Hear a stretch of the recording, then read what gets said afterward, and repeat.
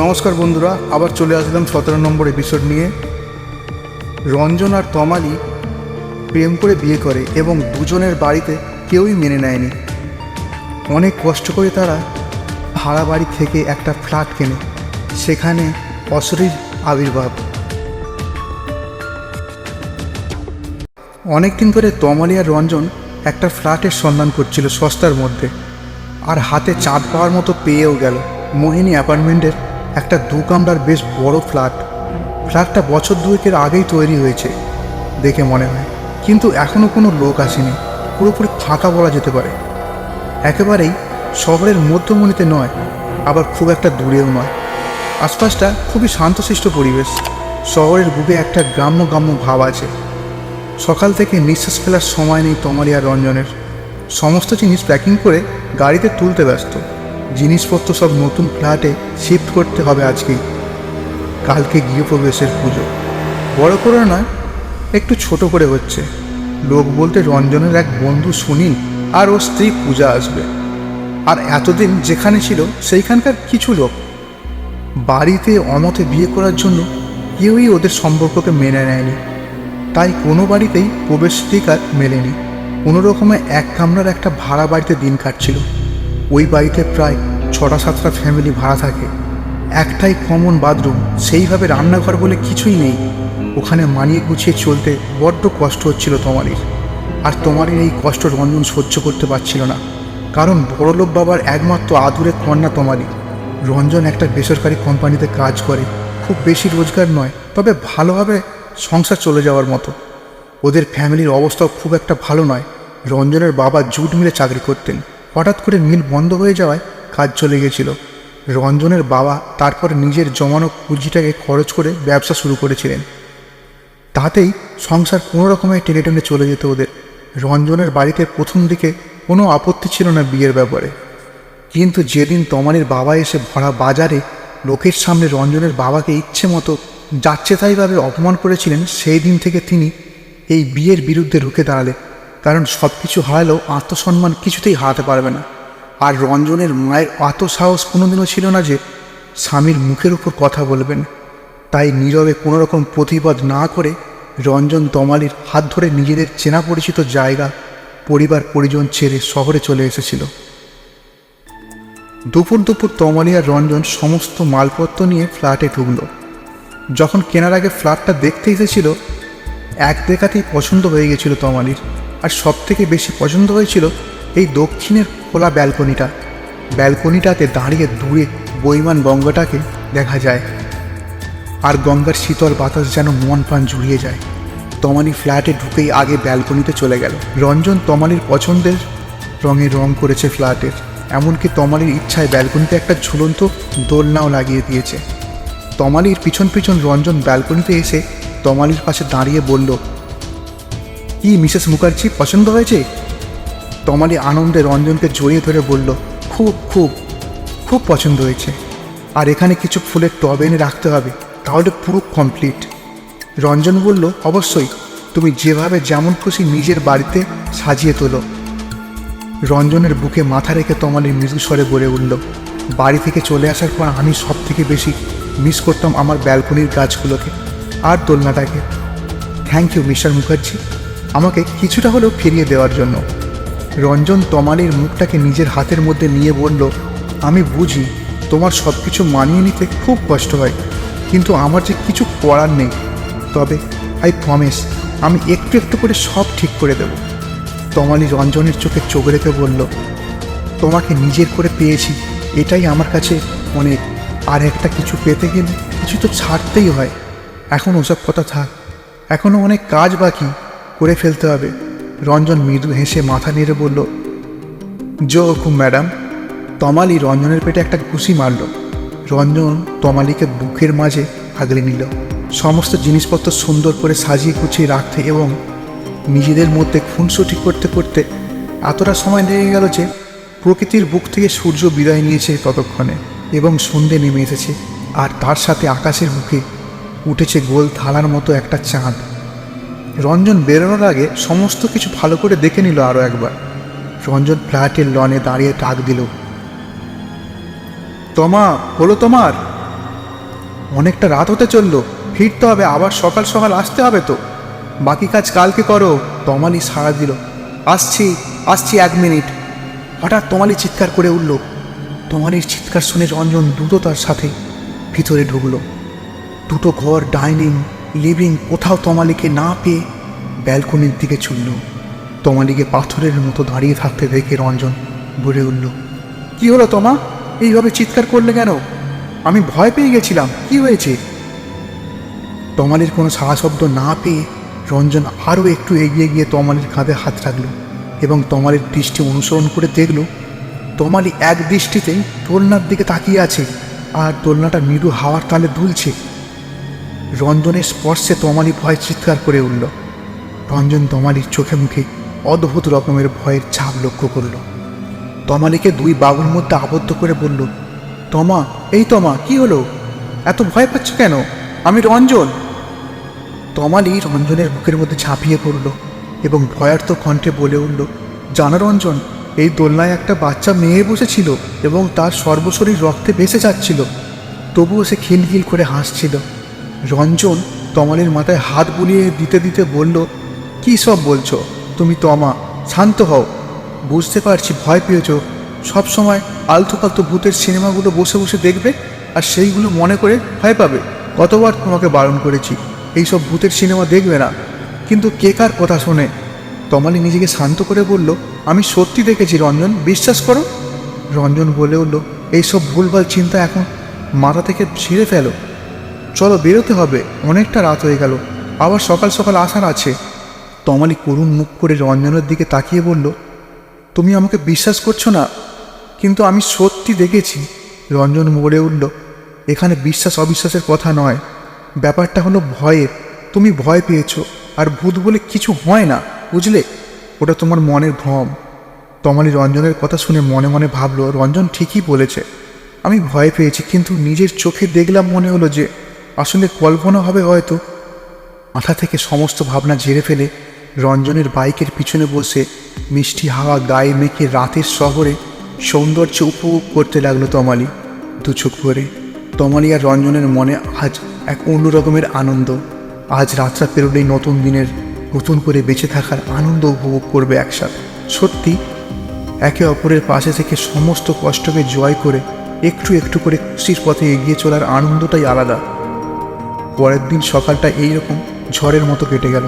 গৃহপ্রবেশের পুজো, তারপর রান্নাবান্না, অতিথিদের আপ্যায়ন, খাওয়া দাওয়া, গল্প গুজবের মধ্যে ক্লান্ত শরীরটাকে তমালি দোলনায় এলিয়ে দিয়ে আকাশের দিকে তাকিয়ে আছে এক দৃষ্টিতে। সূর্য তখন একটু একটু করে ডুব দিচ্ছে গঙ্গার বুকে।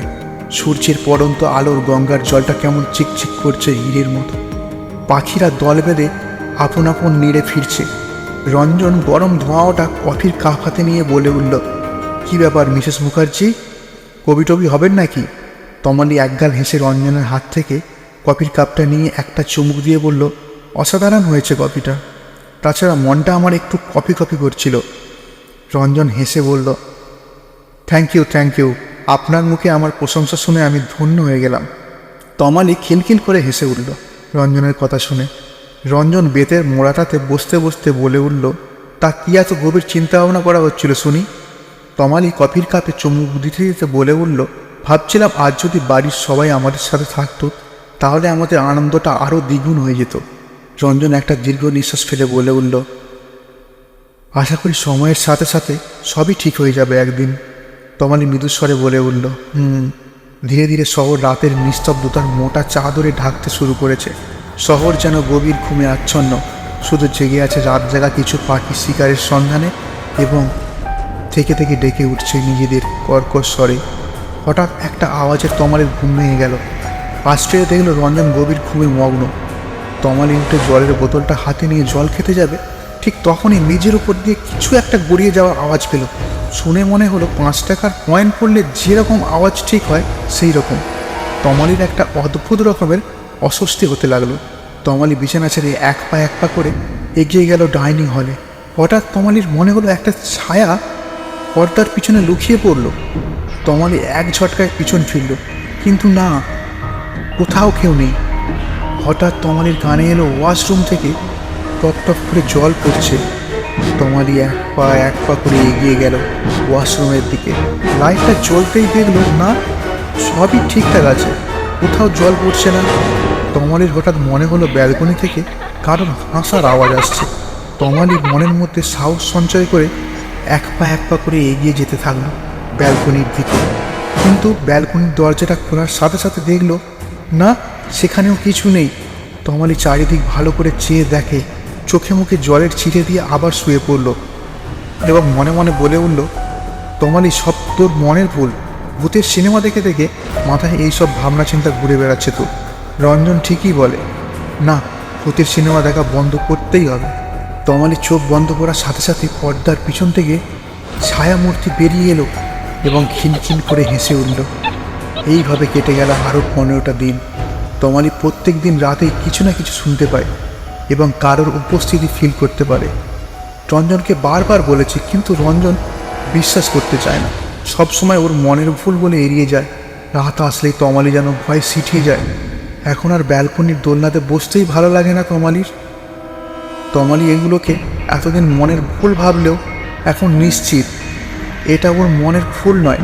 এই ফ্ল্যাটে কারোর অস্তিত্ব আছে এবং সেটা অশরীরী। এরকম একদিন রাতের বেলায় তমালি হঠাৎ করে শুনতে পায় কে যেন কাঁদছে। তমালির ঘুম ভেঙে যায়, ভয়ের চোটে গলাটা শুকিয়ে খাট হয়ে যায়। তমালি কান্নার আওয়াজ অনুসরণ করতে করতে এগিয়ে যায়। হঠাৎ কান্না থেমে গিয়ে ফুল স্পিডে জল পড়ার আওয়াজ আসতে থাকে ওয়াশরুম থেকে। তমালি দূরে দূরে বুকে ওয়াশরুমের দিকে এগিয়ে যায়। সুইচ বোর্ডে হাত দিয়ে লাইট জ্বালালে লাইট দপদপ করতে থাকে। হালকা আলোর আধারিতে তমালি দেখে কলের মুখ দিয়ে রক্ত বেরোচ্ছে, আর একটা বছর 5-এর বাচ্চা মেয়ে শিলগিল করে হেসে সেই রক্ত সর্বশরীরে মাখছে। তমালির চিৎকারে রঞ্জনের ঘুম ভেঙে যায় এবং ধরপড় করে উঠে ঘর ছেড়ে বেরিয়ে এসে দেখে তমালি ওয়াশরুমের মেঝেতে পড়ে আছে জ্ঞান হারিয়ে, আর ওয়াশরুমের কলটাও খোলা। এইভাবে পেরিয়ে গেছে আরও কিছু দিন। তবে তমালির আচরণের কোনো রকম পরিবর্তন হয়নি। দিন দিন তমালি যেন আর একটা দুনিয়া তৈরি করে ফেলেছে। আগের মতো সেই হাসি মজা খুনসুটি করে না, কেমন সবসময় ভয়ে ভয়ে দম মেরে থাকে। আজ কৌশিকী অমাবস্যা। সকাল থেকে তমালির মনটা কেমন হু ডাকছে, মনে হচ্ছে খারাপ কিছু ঘটবেই। রবিবার, তাই রঞ্জন বাড়িতেই আছে। সকাল থেকে তমালিকে অস্থির হতে দেখে রঞ্জন বলে উঠল, তোমা চলো আজ সারাদিন আমরা বাইরে ঘুরে বেড়াই। অনেকদিন এইভাবে দিনগুলো এনজয় করা হয়নি। আগে সময় পেলে একসাথে শহরের সমস্ত গলি আমরা ঘুরে বেড়াতাম। কি হলো, যাবে? তমালি মনমরা হয়ে বলল, ভালো লাগছে না। রঞ্জন তমালির পাশে বসে তমালির হাতটা ওর হাতের মধ্যে নিয়ে বলল, কি হয়েছে তমা? কদিন ধরে লক্ষ্য করছি তোমাকে কেমন অন্যরকম লাগছে। মন খারাপ করছে বাড়ির জন্য, বাবা মার জন্য? তমালি মুখে অল্প হাসি এনে বলল, সেই রকম কিছু নয়। আমাকে একটু মন্দিরে নিয়ে যাবে, পুজো দেব? রঞ্জন বলল, হ্যাঁ চলো, কাছেই একটা জাগ্রত কালী মন্দির আছে, আর আজ বড় করে পুজোও হচ্ছে। তমালি বলল, হ্যাঁ চলো।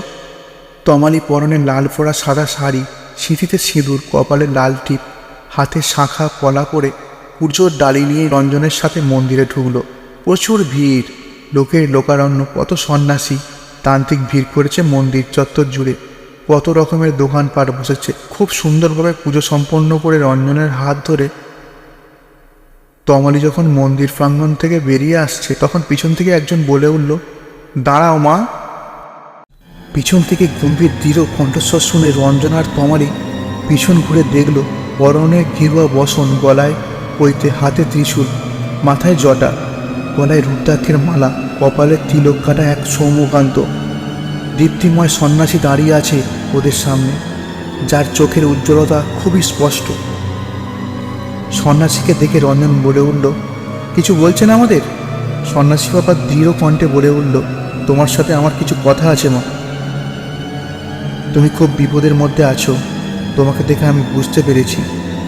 তমালি অবাক দৃষ্টিতে চেয়ে আছে সন্ন্যাসীর চোখের দিকে এবং কেমন যেন মোহিত হয়ে পড়েছে সেই চোখের উজ্জ্বলতার গভীরে। রঞ্জন তমালির হাত ধরে বলল, চলো তমালি, এনাদের কথায় কান দিও না, সব বুঝলো কি। এখন এইসব বলে আমাদের থেকে পয়সা নেওয়ার ধান্দা। তমালি হ্যাঁ না কিছুই যেন বলতে পারছে না। তমালির মনের মধ্যে এক আশ্চর্য ঝড় বয়ে চলেছে। শুধু মনে হচ্ছে তমালির এতদিনের যে কথাগুলো কাউকে বলতে পারেনি, এমনকি রঞ্জনকেও বললে বিশ্বাস করেনি, সেই কথাগুলো ওরা না বলা সত্ত্বেও উনি যেন সব বুঝে গেছেন। তমালি কাঠের পুতুলের মতো এগিয়ে চলল রঞ্জনের হাত ধরে। সন্ন্যাসী বাবা পিছন থেকে বলে উঠলেন, আমি জানি মা, তুই যা দেখিস অনুভব করিস সব সত্যি। এই কথাটা তমালির কানে বেজে উঠল এবং তমালি ছুটতে ছুটতে সন্ন্যাসী বাবার পায়ের কাছে এসে বসে বলল। আর রঞ্জন অবাক হয়ে দাঁড়িয়ে রইল এক জায়গায়। সন্ন্যাসী বাবা তমালিকে উঠিয়ে বললেন, চল, আমি তোর সাথে যাব তোর বাড়ি। ওখানে আমার অনেক কাজ আছে আর তোর সব কথা শুনবো। তোর ওপর আজ অনেক বিপদ আসতে চলেছে, যে করেই হোক তোকে বাঁচাতে হবে আমাকে। এর জন্যই বুঝি আজ এখানে আমার আশা। উপরওয়ালা সব ঠিক করে রাখে, কার কোথায় কখন কাজ হবে। তমালি কাঁদতে কাঁদতে বলল, চলুন সন্ন্যাসী বাবা, আমি যে আর সহ্য করতে পারছি না সব কিছু। রঞ্জন তমালির কাছে এসে তমালিকে টানতে টানতে একটু দূরে গিয়ে বলে উঠল, তোমার কি মাথা খারাপ হয়ে গেছে? কি করছো, কি বলছো? তার হিসেব আছে? এই ভূতের সিনেমা দেখে দেখে তোমার মস্তিষ্কের মধ্যে ভূত ঢুকে গেছে, তাই সব জায়গায় বুঝি তুমি ভূত দেখছো। তোমার এখন মানসিক ট্রিটমেন্ট দরকার। এইসব সন্ন্যাসী বাবাদের পাল্লায় পড়লে সব শেষ হয়ে যাবে, আর অন্ধবিশ্বাসের বেড়াজাল আষ্টে পুষ্টে ঘিরে ধরবে তোমাকে, তখন আর বাঁচার পথ পাবে না। রঞ্জনের কথা শেষ হওয়ার সাথে সাথেই সন্ন্যাসী বাবা বলে উঠলেন, জানি তোর মনে প্রচুর অবিশ্বাস এইসব নিয়ে, তবে একটা কথা কি বলতো, ভগবান যেমন আছে শয়তানও আছে। সমুদ্র মন্থনের সময় অমৃতের পাশাপাশি যেমন বিষ উঠেছিল, ঠিক তেমনই ভালোর পাশাপাশি খারাপও বিদ্যমান আছে। আমাকে কিছুটা সময় দে, আমি সব প্রমাণ করে দেব। এই অকাট্য যুক্তির রঞ্জনকে হার মানাতে বাধ্য করল। সন্ন্যাসী বাবা তার ঝুলি নিয়ে তমালি আর রঞ্জনের সাথে এলো ওদের নতুন ফ্ল্যাটে। মোহিনী অ্যাপার্টমেন্টে পা দেওয়ার সাথে সাথেই ওদের সবার শরীরের উপর দিয়ে একটা হিমশীতল ঠান্ডা হাওয়া বয়ে গেল এবং সর্বশরীর যেন কেঁপে কেঁপে উঠল এক অদ্ভুত স্পর্শের ছোঁয়ায়। রঞ্জন চাবি দিয়ে ফ্ল্যাটের দরজা খুলে দিল। রঞ্জন ঘরে পা দিতে গেলে সন্ন্যাসী বাবা বলে উঠলেন, দাঁড়াও বাবা। রঞ্জন তমালি একে অপরের দিকে চেয়ে দাঁড়িয়ে পড়ল। সন্ন্যাসী বাবা নিজের ঝুলি থেকে একটা সাদা রঙের গুঁড়ো বার করে দরজার চারিদিকে ছড়িয়ে দিলেন এবং নিজে আগে ভিতরে প্রবেশ করলেন। সন্ন্যাসী বাবাকে অনুসরণ করে রঞ্জন তমালিও ভিতরে ঢুকল। সন্ন্যাসী বাবা তখন হাতের গুঁড়োটা নিয়ে বিড়বিড় করতে করতে সমস্ত জায়গা ছেটাতে লাগলেন। তারপর বলে উঠলেন, নতুন করে প্রবেশের সময় পুজো করেছিলিস? তমালি বলে উঠল, হ্যাঁ বাবা করেছিলাম। সন্ন্যাসী বাবা একটা জায়গায় বসে বলে উঠলেন, আজ কৌশিকী অমাবস্যা, তোদের এই ফ্ল্যাটে অশরীরী ছায়া আছে, আর যত রাত বাড়বে তত তার শক্তি বাড়বে। হাতে সময় খুব কম, আমাদের যা করতে হবে খুব তাড়াতাড়ি করতে হবে। আচ্ছা একটা কথা বলতো মা, তোরা নতুন ফ্ল্যাট কেনার আগে কোনো রকম খোঁজ খবর করিসনি? তমালি বলে উঠল, না সেরকমভাবে খোঁজ করিনি, সস্তায় পেয়ে গেলাম তো। সন্ন্যাসী বাবা বলে উঠলেন, এসে থেকে কি কি দেখেছিস আর কি কি ফিল করেছিস খুলে বলতো শুনি। তমালি সন্ন্যাসী বাবার পায়ের কাছে বসলো, পাশে রঞ্জন চুপচাপ বসলো। তমালি বলতে শুরু করলো, প্রথম দিন দেখেছিলাম ব্যালকনির দোলনায় একটা বাচ্চা মেয়ে বসেছিল এবং তার সর্বশরীর রক্তে ভেসে যাচ্ছিল। আর একদিন দেখেছিলাম সেই বাচ্চা মেয়েটা গায়ে রক্ত মাখছে আর হাসছে। তমালি যখন প্রত্যেকটা ঘটনার বিবরণ দিচ্ছে তখন সন্ন্যাসী বাবা পুরো ফুটকে যাচ্ছে, আর রঞ্জন সব কিছু শুনছে আর অবাক হয়ে ভাবছে তমালির মস্তিষ্কে এইগুলো গেঁথে গেছে। ও অন্য একটা জগৎ তৈরি করে ফেলেছে নিজের মনের মধ্যে। যত তাড়াতাড়ি সম্ভব আমাকে তমালিকে মানসিক ডাক্তারের কাছে নিয়ে যেতে হবে, যে করেই হোক আমার তমালিকে আবার আগের মতো করে তুলতে হবে। রঞ্জনের ভাবনার ছেদ পড়ল সন্ন্যাসী বাবার কথায়। তিনি বলে উঠলেন, যে তোমাদের ফ্ল্যাট বিক্রি করেছিল তার সাথে কথা বলতে পারবে? রঞ্জন বলল, হ্যাঁ পারবো, কিন্তু আমার মনে হয় এইসব করে কোনো লাভ হবে না। তমা যেগুলো বলছে ওসব ওর মনের ভুল। আসলে ও প্রচণ্ড পরিমাণে ভূতের সিনেমা দেখে তো, আর তার থেকেই এইসব হচ্ছে। রঞ্জন আর বলতে পারলো না। সন্ন্যাসীর বাবা হাত দেখিয়ে থামিয়ে দিলেন এবং বললেন, যেটা তোমাকে বললাম সেটা করো। রঞ্জন বিরক্তি নিয়ে ফোন করলো লোকটাকে। টানা রিং হয়ে হয়ে কেটে গেল। রঞ্জন আবার ফোন করলো। ওপারে লোকটা ফোন তুলেই বলল, ফ্ল্যাট বিক্রি করতে চাইছেন তো? ওইখানে আর থাকতে পারছেন না তাই তো? কিন্তু এখন আমার কিছু করার নেই। না থাকতে পারলে বাকিদের মতো তালা বন্ধ করে দিয়ে পালান। রঞ্জন কথাগুলো শুনে হাঁ হয়ে গেল, কারণ ও কিছু বলার আগেই লোকটি গড়গড় করে বলে গেল। সাথে এও বলল, থাকতে না পারলে বাকিদের মতো তালা দিয়ে পালান। তার মানে এই বাকি যে ঘরগুলোতে তালা দেওয়া আছে সেগুলো কেউ না কেউ কিনেছিল এবং ভয়ে থাকতে না পেরে পালিয়েছে।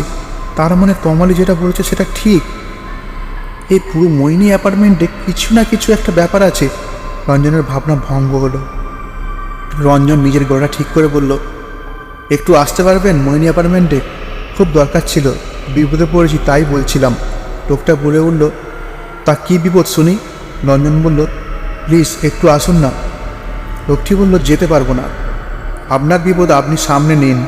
সন্ন্যাসী বাবা রঞ্জনের কাছ থেকে ফোনটা নিয়ে দৃঢ় কণ্ঠে বলে উঠলেন, তাড়াতাড়ি চলে আয়, না আসলে তোর বড় বিপদ এবং প্রাণ সংশয় হতে পারে।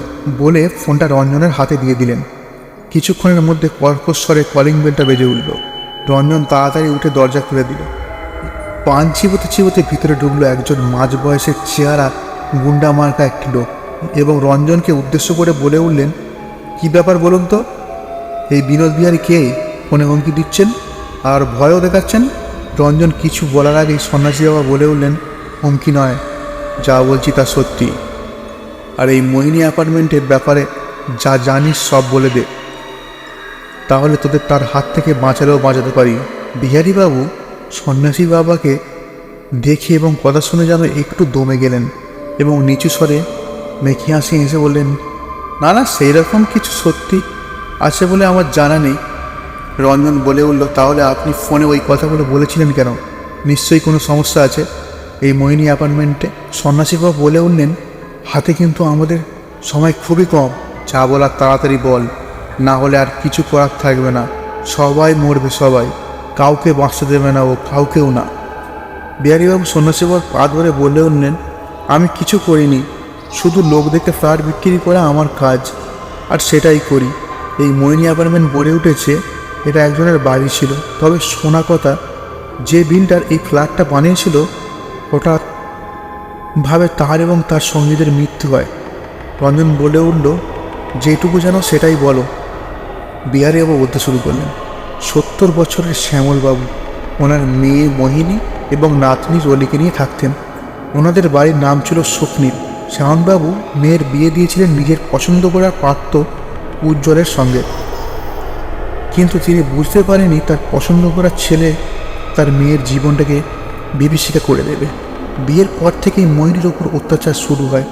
প্রথম দিকে মোহিনী সব মুখ বুঝে সহ্য করে নিয়েছিল, কিন্তু যখন ছেলের জায়গায় মোহিনী মেয়ের জন্ম দিল তখন অত্যাচারের মাত্রা আরও বেড়ে গেল। মোহিনী মেয়েকে বাঁচাতে এবং মেয়ের উজ্জ্বল ভবিষ্যতের জন্য এক কাপড়ে শ্বশুরবাড়ি ছেড়ে বাবার কাছে ফিরে এসেছিল। মোহিনীর মা ততদিনে এই জগতে মা ত্যাগ করেছিল, কিন্তু চলে এসেও মোহিনী বেঁচে গেল তা নয়। কিন্তু মোহিনীর বরের নজর পড়ল ওদের বাড়ির ওপর। উজ্জ্বলের বক্তব্য, বাবার একমাত্র মেয়ে মোহিনী, তাই স্থাবর অস্থাবর সম্পত্তির মালিক মোহিনী। তাই পরবর্তীকালে যখন কিছু মোহিনীর হবে তাহলে আগে কেন নয়? আর একটা বক্তব্য ছিল, এই জায়গায় ফ্ল্যাট উঠলে প্রচুর টাকা পাওয়া যাবে, সেই টাকায় ওদের মেয়ের ভবিষ্যৎ সিকিউর হবে। তবে উজ্জ্বলের বক্তব্য, মোহিনী এবং মোহিনীর বাবা কেউই রাজি হয়নি। অনেক রকমভাবে ভয় দেখিয়ে হুমকি দিয়ে যখন কাজের কাজ কিছুই হয়নি, তখন একদিন রাত্রিবেলায় মোহিনীর বর উজ্জ্বল ওর কিছু লোকজন নিয়ে এসে মোহিনীর বাবাকে খুন করে। তবে নিজের মেয়েকেও ছেড়ে দেয়নি উজ্জ্বল। আসলে মেয়ে হয়েছিল বলে কোনোদিনই ভালোবাসেনি তাকে, নিজের সন্তান বলে গ্রহণ করেনি, তাই বাড়ির ছাদ থেকে নিচে ফেলে দিয়েছিলেন। ওইটুকু ছোট্ট মেয়েটি সেদিন হাসতে হাসতে বাবার হাতে মৃত্যুবরণ করেছিল এবং লোক জানাজানি আর পুলিশে কেসের ভয়ে বাড়ির বাগানে মাটি চাপা দিয়ে দেয়া হয় ওদের। অন্ত্যেষ্টি ক্রিয়া সাধ্য কোনো কিছুই করা হয়নি এবং রটিয়ে দেওয়া হয় ওনারা এই শহর ছেড়ে চলে গেছেন। তারপর ওই স্বপ্নীর ভেঙে এই 5 তলার মোহিনী অ্যাপার্টমেন্ট গড়ে ওঠে। আর মোহিনী অ্যাপার্টমেন্ট গড়ে ওঠার আগেই যারা সেদিনের সেই হত্যালীলার সাথে জড়িত ছিল তাদের সকলের অস্বাভাবিকভাবে মৃত্যু ঘটে। অনেকে ফ্ল্যাট কিনে এখানে এসেছিল, কিন্তু 2 মাসের মধ্যে পালিয়েছেন নিজেদের কাউকে হারিয়ে। সবার একই বক্তব্য, এখানে নাকি অশরীরী আত্মার বাস। বিহারীবাবুর মুখ থেকে সমস্ত ঘটনা শুনে রঞ্জন ধপ করে মাটিতে বসে পড়ল তমালির পাশে। সন্ন্যাসী বাবা বলে উঠলেন, এখন ভেঙে পড়ার সময় নয় বাবা, তুমি বাজার থেকে আমি যেগুলো বলছি সেই জিনিসগুলো নিয়ে এসো তাড়াতাড়ি, এখনই আমাকে পুজোয় বসতে হবে। রঞ্জন আর এক মুহূর্ত সময় নষ্ট না করে বেরিয়ে পড়ল, কারণ এখন ওর সম্পূর্ণরূপে বিশ্বাস হয়ে গেছে তমালি যা যা বলেছে সব ঠিক। আর সন্ন্যাসী বাবার কথা অনুযায়ী তমালির বিপদ আর তমালির কিছু হতে দেবে না রঞ্জন। সূর্য আকাশের বুক থেকে বিদায় নিয়ে নিয়েছে। নিক্সা কালো অন্ধকারের মোটা চাদর চারিদিক ঢাকতে শুরু করেছে। রাতের গভীর নিস্তব্ধতা বাড়তে শুরু করেছে। ঘরের মাঝখানে দাউ দাউ করে জ্বলছে পবিত্র অগ্নির লেলিয়ান শিখা। মন্ত্র উচ্চারণের আওয়াজে চারিদিক গমগম করছে। আর পবিত্র অগ্নির চারিপাশ জুড়ে বসে আছে চারটে মানুষ। ঘড়ির কাঁটা টিক টিক করে এগিয়ে চলেছে আপন গতিতে, সময়ের জানান দিতে দিতে। সন্ন্যাসীবাবু রঞ্জনের হাতে, তমালির হাতে এবং বিহারীবাবুর হাতে মন্ত্রপুত ধাগা বেঁধে দিলেন এবং রঞ্জনকে উদ্দেশ্য করে বললেন, বাবা, আজ তোমার স্ত্রীর প্রাণ রক্ষা তোমাকেই করতে হবে। কিছুতেই ওর হাত ছাড়বে না। দিব্য শক্তি তোমাকে ওর কাছ থেকে ছিনিয়ে নিতে চাইবে, কিন্তু তুমি তোমার ভালোবাসার শক্তি দিয়ে ওকে আটকে রাখবে আর আমার সাথে মন্ত্র আউড়ে যাবে। পারবে তো বাবা? রঞ্জন দৃঢ় কণ্ঠে বলে উঠল, পারবো, পারতে আমাকে হবেই। আমার তোমাকে আমি কিছুতেই হারিয়ে যেতে দেব না। রাত বাড়ার সাথে সাথে পরিবেশ আরও ভয়ঙ্কর হয়ে উঠতে লাগলো। ঘরের চারিদিক জুড়ে হাসি, কান্না, করুণ চিৎকার, আর্তনাদ ভেসে আসতে লাগলো। শীতল হাওয়ার স্পর্শে শরীর বেয়ে ঠান্ডা স্রোত নামতে লাগলো। এক মনে সবাই মন্ত্রপাঠের সাথে যজ্ঞে আহুতি দিয়ে চলেছে। হঠাৎ রঞ্জন টান অনুভব করলো। পাশে তাকিয়ে দেখলো তমালি ওর হাত ছাড়ানোর জন্য ছটফট করছে পাগলের মতো। তমালির চোখগুলো আগুনের খোলার মতো জল জল করছে। মুখ হাত পা কেমন কালো রঙের আস্তরণে ঢেকে গেছে। চুলগুলো উস্কো খুস্কো। তমালিকে কোনো এক অদৃশ্য শক্তি টেনে নিয়ে যাচ্ছে নিজের কাছে। কখনো চুপচাপ বসে খিলখিল করে হাসছে, আবার পরক্ষণে তমালি হিংসাত্মক হয়ে উঠে পড়েছে। রঞ্জনের উপর ঝাঁপিয়ে পড়ছে রাগে। তমালির শরীর ক্ষতবিক্ষত হয়ে যাচ্ছে কষ্টে, যন্ত্রণায়। টানা 3 ঘন্টার অদৃশ্য শক্তির সাথে লড়াই করে তমালিকে নিজের বুকের মধ্যে আগলে রাখতে পেরেছে রঞ্জন। এতক্ষণে লড়াইয়ে তমালি ক্লান্ত, বিধ্বস্ত হয়ে জ্ঞান হারিয়েছে। অশুভ শক্তিকে পুরোপুরি দমনের পর যখন ওরা বাইরে চেয়ে দেখল, তখন রাত্রি নিকষ আলো আধার পেরিয়ে নতুন ভোরের আগমন ঘটেছে রঞ্জন তমালির জীবনে। এজন্য এক নতুন ভোর, সব কিছু নতুন করে ফিরে পাওয়ার আনন্দ। সেই দিনের সেই ঘটনার পর কেটে গেছে 3 বছর। সেই দিনের পর 1 বছর তমালিকে মেন্টাল ট্রিটমেন্টের মধ্যে রাখতে হয়েছিল। তমালি মানসিকভাবে খুব ভেঙে পড়েছিল। মেয়ের সাথে ওই রকম ঘটনা ঘটার পর তমালির বাড়ি এবং রঞ্জনের বাড়ি থেকে ওদের সম্পর্ককে মেনে নিয়ে ধুমধাম করে ওদের আবার বিয়ে দিয়েছিল। আর তারপর তমালির ওর আলো করে এসেছে ছোট্ট পরী অঞ্জলি।